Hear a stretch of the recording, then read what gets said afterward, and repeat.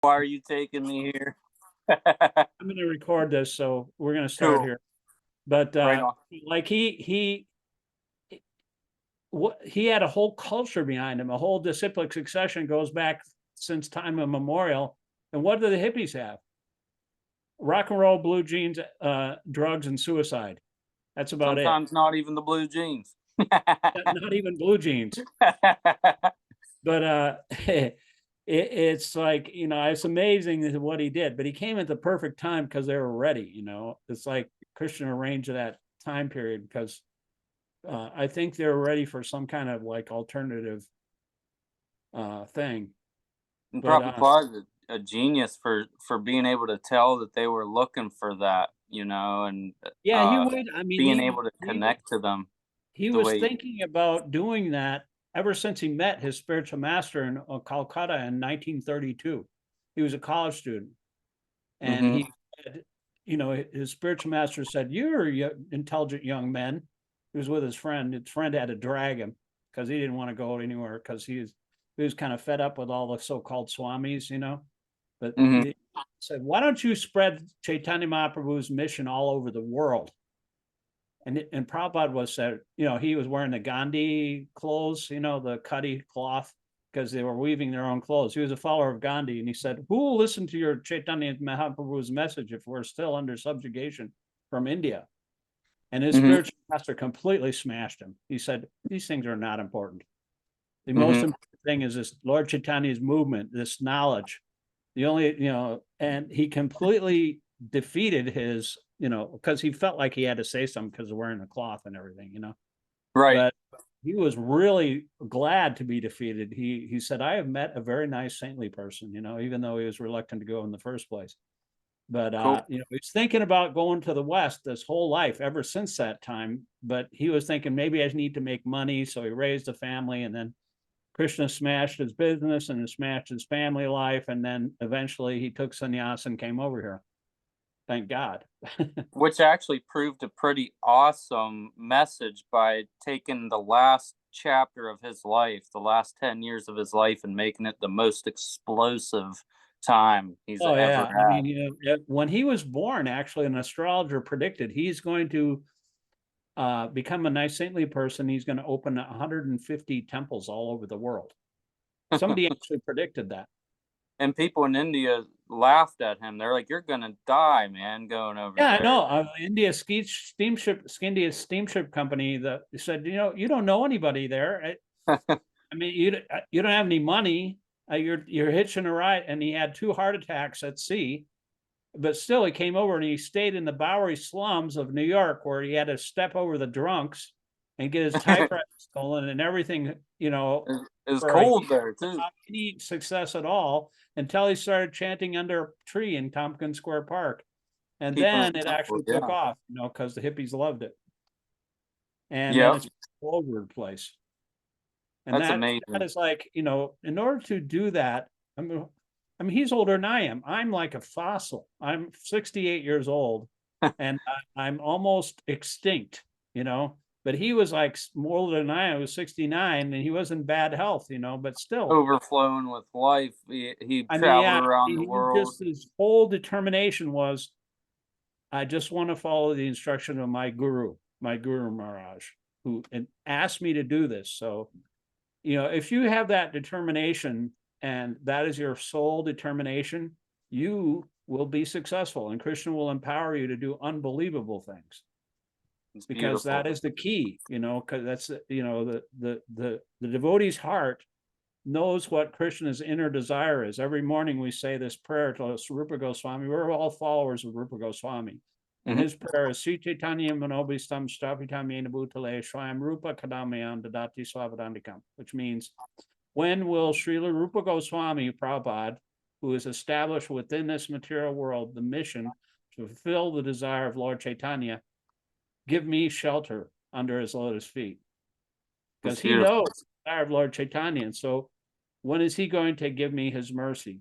And so if you're following Lord Rupa Goswami, he knows Lord Chaitanya's heart, so much so that when he wrote a little verse down and Lord Chaitanya pulled it out of his hut when he was out bathing and he read it, And he said, how did he know my heart? He read it, and it's like he slapped him when he came back to the hut. He said, I I remember reading that. Then he asked Swarup Damodar, how did he know my heart? Said, well, you already gave me your mercy, my lord, when you so he already knows everything. So you have to be especially empowered to do that. I mean, I wish I could like that. That is like a Right. gift. I mean, he wrote the Lilita Madhava and the Vidagda Madhava, both of those. There was 2 plays. One was about Vrindavan pastimes, and the other one was the Dwarka pastimes. And Lalita asked him in a dream to separate the 2 plays.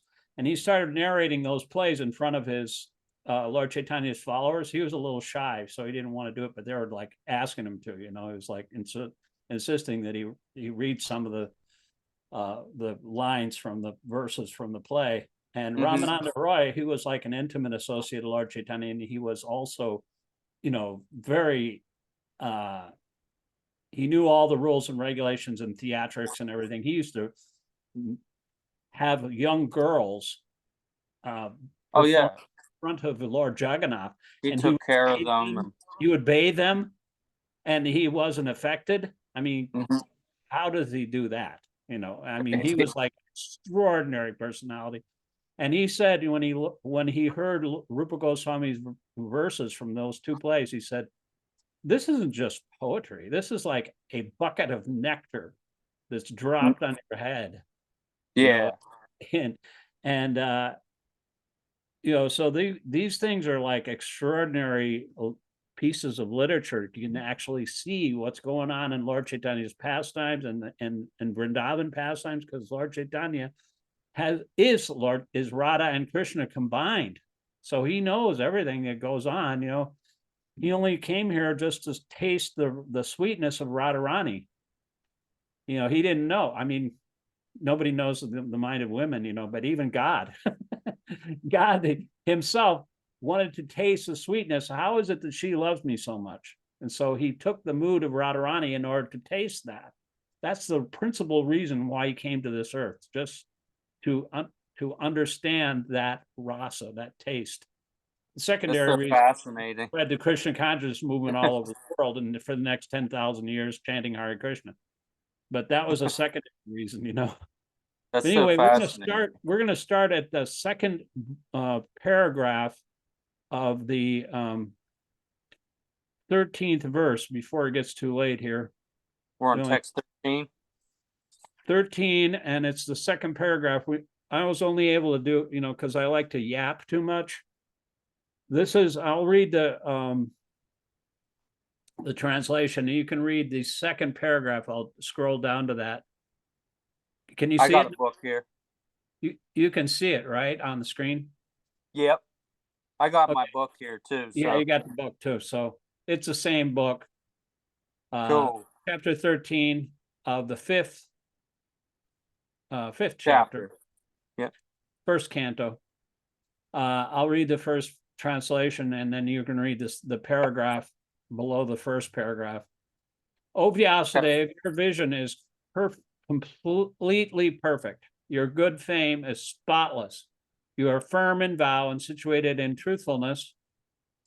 And thus you can think of the pastimes of the Lord in trance for the liberation of the people in general from all material bondage. And you go ahead and read the second paragraph there. From there are thousands. Is that what you want? Yeah, there are thousands, thousands. There are thousands and thousands of literary men all over the world, and they have created many, many thousands of literary works for the information of the people in general for thousands and thousands of years. Unfortunately, none of them have brought peace and tranquility on the earth. This is due to a spiritual vacuum in those literatures. Therefore, the Vedic literatures, especially the Bhagavad Gita and the Śrīmad-Bhāgavatam, are specifically recommended to the suffering humanity to bring about the desired effect of liberation from the pangs of material civilization, which is eating the vital part of the human energy. The Bhagavad Gita is the spoken message of the Lord himself, recorded by Vyāsadeva, and the Śrīmad-Bhāgavatam is a transcendental narration of the activities of the same Lord Krishna, which alone can satisfy the hankering desires of the living being for eternal peace and liberation from miseries. Śrīmad-Bhāgavatam is, therefore, meant for all living beings all over the universe, for total liberation from all kinds of material bondage. Such transcendental narrations of the pastimes of the Lord can only be described by liberated souls like Vyāsadeva and his bona fide representatives, who are completely merged in the transcendental loving service of the Lord. Only to such devotees do the pastimes of the Lord in their transcendental nature become automatically manifest by dint of devotional service. No one else can either know or describe the acts of the Lord, even if they speculate on the subject for many, many years. The descriptions of the Bhagavatam are so precise and accurate that whatever has been predicted in this great literature about 5,000 years before is now exactly happening. Therefore, the vision of the author comprehends past, present, and future. Such liberated persons like Vyāsadeva are not only perfect by the power of vision and wisdom, but also in oral reception, in thinking, feeling, and other sense activities. A liberated person possesses perfect senses, and with perfect senses only can one serve the sense proprietor, Shikṣāṣtaka, Sri Krishna, the Supreme Personality of Godhead. Śrīmad-Bhāgavatam is, therefore, the perfect description of the all-perfect personality of Godhead by the all-perfect personality Srila Vyāsadeva, the compiler of the Vedas. Yeah, all this stuff is happening now that he predicted. In the 12th canto, it describes the age of Kali. He wrote this 5,000 years ago, and he predicted that people will think themselves very beautiful if they have long hair. So he predicted the hippies. And also, 2,000 years after he wrote this, he said, "Oh, there'll be an incarnation of Godhead, and he will appear in such and such a province, and his father's name will be such and such." And he said his name and everything. It was Lord Buddha. Yeah. And then another 427,000 years from now, the next scheduled incarnation will be Kalki, and he'll come and, I remember reading a verse from the later cantos, and Hridayananda Maharaj was translating. He said, Lord Kalki comes to beat the pollution out of the demons. And that's kind of an apt description, sometimes Krishna comes to kill all the demons, especially the so-called leaders that are pretending to be kings, but they're actually just Sudras and in king-like dress. And he'll just kill them all. And then there's a group of sages that are living in India right now, and they'll live for the next 427,000 years, and they'll repopulate the earth after he kills all of them, and then another golden age will begin. That's also described what that village is. It's in Shambhala or something in India. Those people will appear and be the progenitors. And so this is like an exacting science. They know past, present, and future, Mm-hmm. So it's pretty amazing. It is. I mean, you can't make this stuff up. No, this is the history. Like I said, it's the past, present, and future history of the multiverse, not just our planet. This is extraordinary. It's got information about other planets, and the scientists, extraordinary. They would do well to actually understand the Vedas, because they could probably make a lot of discoveries. Mm-hmm. It says in the Bhagavatam and in the scriptures that the living entities are sarvakata, which means there are a lot of them, and they're everywhere. Not only in this planet, but in other planets too. They're living entities in other planets.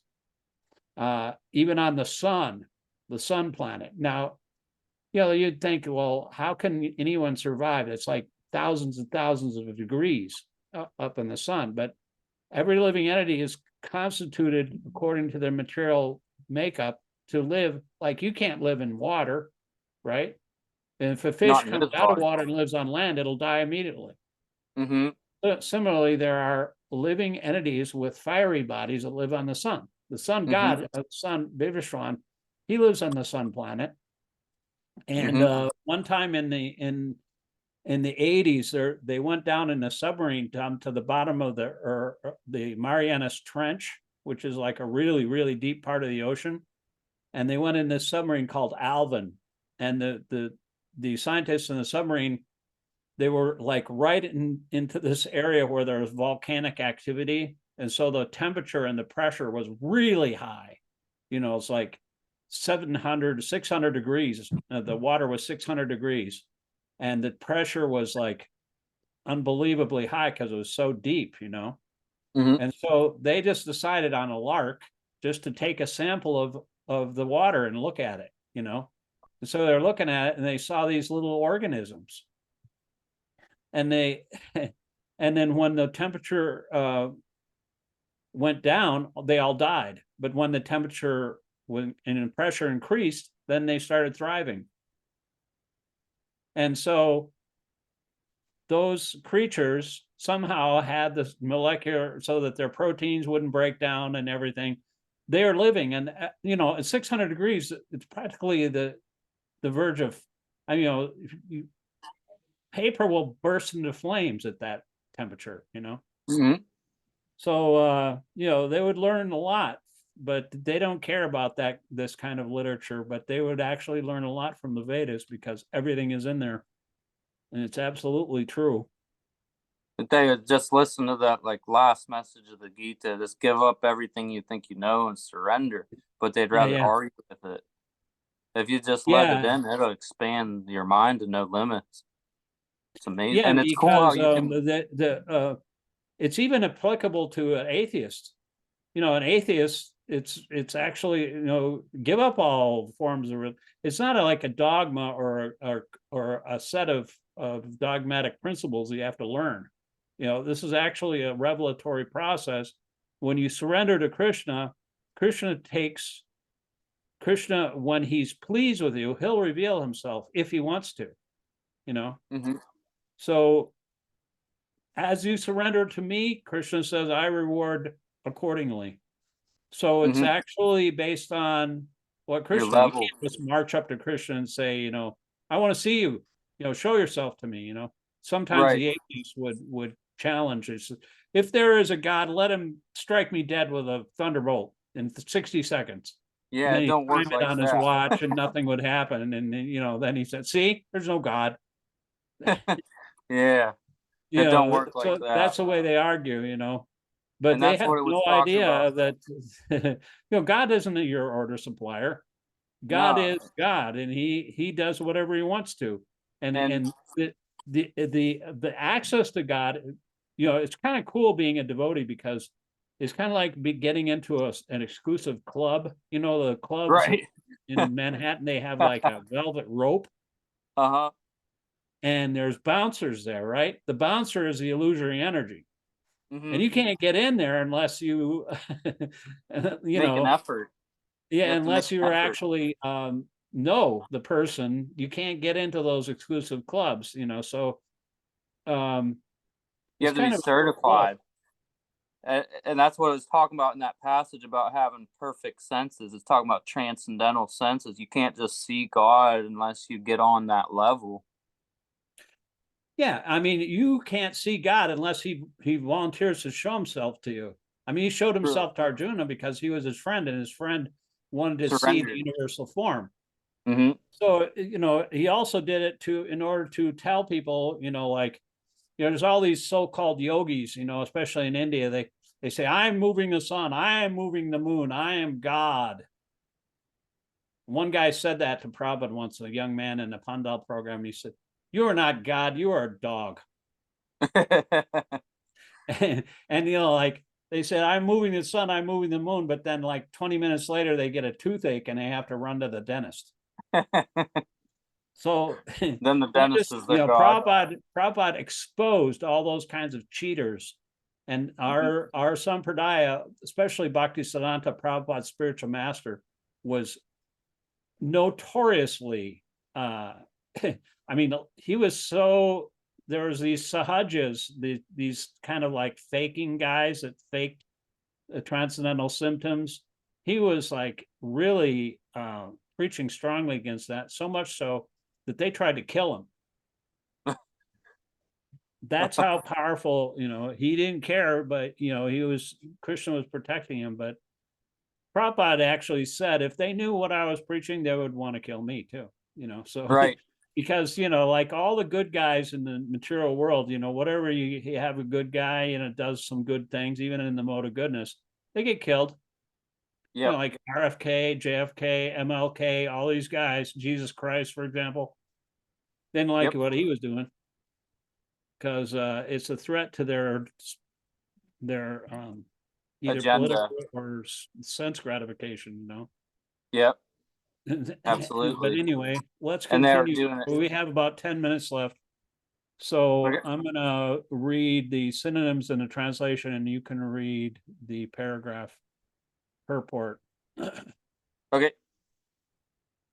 Tato nyata kinchana yad vivakshata pratag drishas tatkrita rupa namabi na karichit kvapi chadustita matir labheta vatahata nor ivaspadam. Synonyms.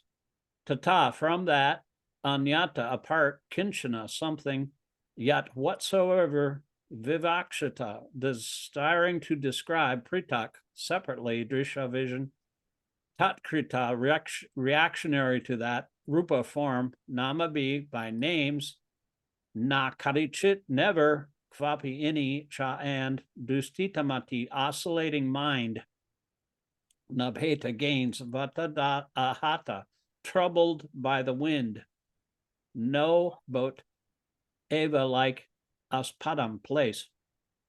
Translation: whatever you desire to describe that is separate in vision from the Lord simply reacts with different forms, names, and results to agitate the mind, as the wind agitates a boat which has no resting place. Go ahead. Sri Vyāsadeva is the editor of all descriptions of the Vedic literatures, and thus he has described transcendental realization in different ways, namely by fruitive activities, speculative knowledge, mystic power, and devotional service. Besides that, in his various Puranas, he's recommended the worship of so many demigods in different forms and names. The result is that people in general are puzzled how to fix up their minds in the service of the Lord. They're always disturbed to find out the real path of self-realization. Srila Nārada Dev is stressing this particular defect in the Vedic literatures compiled by Vyāsadeva, and thus he is trying to emphasize describing everything in relation with the Supreme Lord and no one else. In fact, there's nothing existent except the Lord.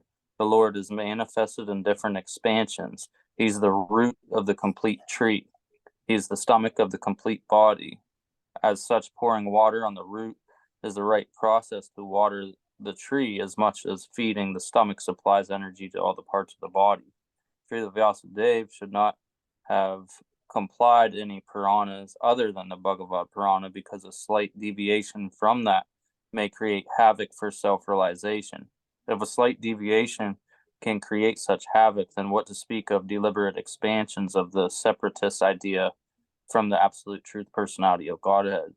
The most effective part of worshiping demigods is that it creates a definite conception of pantheism, ending in disastrously in many religious sects detrimental to the progress of the principles of the Bhagavatam, which alone can give the accurate direction for self-realization and eternal relation with the personality of Godhead by devotional service and transcendental love.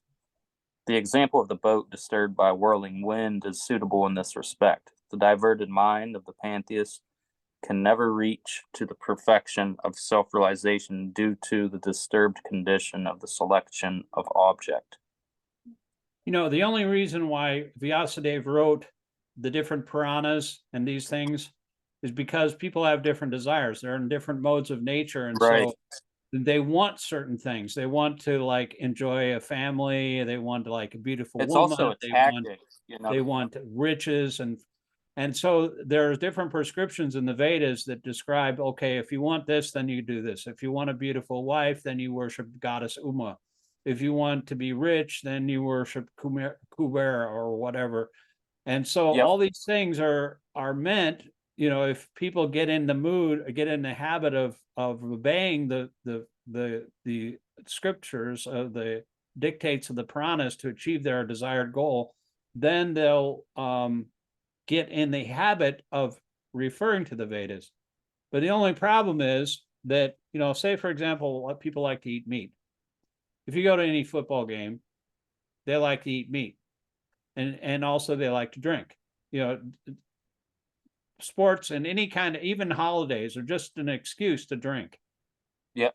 So people like to do that, and so the Vedas prescribe different things in order to get people to stop that. They have a restriction and say, okay, if you want to eat meat, then you have to, like, on a dark moon night, at a certain time of the month, you can sacrifice a goat. And then you can kill it and eat it. But before you do that, you have to say, oh, my dear goat, I'm killing you now, but in your next life, you can kill me and eat me. So it's meant as a deterrent and you know, like, but if people followed that, then it would be fine. But people don't like to follow these different rules and regulations. And that's It's what easier happened. from- You know, before, you know, they were following the Vedas, and then it just became, they just got rid of all those strict rules and regulations for eating meat, and they just opened slaughterhouses. Yep. And Nārada Muni saw this, you know, through his transcendental vision. And so he warned Vyāsadeva not to make these kinds of incremental following of, you know, in order to get them to that point, you know, because then Buddha had to come himself to stop all the meat eating and stop the killing of animals, because they were using the Vedas as an excuse to open, you know, pretty much they didn't follow it. So they were opening slaughterhouses and just killing animals. And you can't understand Krishna consciousness if you're completely absorbed in sinful activities of meat eating, intoxication, gambling, No and doubt. illicit sex. And so all these things are supposed to be regulations in order to guide people to follow them. But people don't, just in Kali Yuga, they just disregard all that stuff and just, you know, go wild, you know. So that's why Nārada Muni is saying you got to talk about Krishna. Yeah. You know, all these demigods, they're just representatives of Krishna, and they don't do anything apart from Krishna. So, but they're easy to please. Like Lord Shiva, he's really easy to please, and he'll give you whatever you want. Like a lot of followers of Lord Shiva, they're very rich, but you know, they're still hippies, and a lot of them, most of them are demons, you know. But at least, like, what I was getting to is there, at least all that stuff weeds out the people who aren't actually serious. You know what I mean? Because if your approach is actually sincere, it's actually pretty easy to see all of this stuff, you know. Where as to if you're sidetracked by all the other stuff, you just want to smoke cannabis and eat meat and stuff, then you're going to be more attracted to the Shivites group and whatnot. Yeah, and by there, you're going to be said, you confused know, as like to the difference between Prabhupada demigod said, you know, and the God. hippies want to call themselves Shaivites because they want to like smoke pot, but they forget that Lord Shiva also drank an ocean of poison. If you take a little tiny bit of that poison, you would die instantly. And he drank a whole, you know, everything that came from that churning of the milk ocean. He put it in his neck, and that's why he's called Nilakanta, because his neck turned blue. And that's another name for Lord Shiva. And so he, you know, you can't imitate those great personalities. So It's like if a you different like and level drink, of and atheism. probably, you know, like I used to smoke pot. You know, I grew up in the '60s. You know, if you remember the '60s, you weren't there because everybody was completely stoned. So, you know, but the thing is, like, if you, the only reason I don't smoke pot is one of the main reasons is because, you know, Prabhupada doesn't want us to smoke these intoxicating things. You know, he just, No. it would displease him. So we're more interested in displeasing the spiritual master. Anyway, we got to go because it's less than a minute left. But thank you for Okay. joining as two guys Bhagavatam class again. Thank you for having me. It always feels really nice as a byproduct. It makes you feel really Yeah, good. yeah. You don't need any intoxicants. Yeah, you don't. You know, you come up and you go down, and then you have to crash. You know, and that's no fun. Yeah. Stay No, high no. forever. That's about. Prabhupada used to say it's acid is like Krishna consciousness is like a whole room full of acid. If you had Right. ever seen acid, the little blotter acid, it's like a little teeny piece of paper. That's the first thing I took, and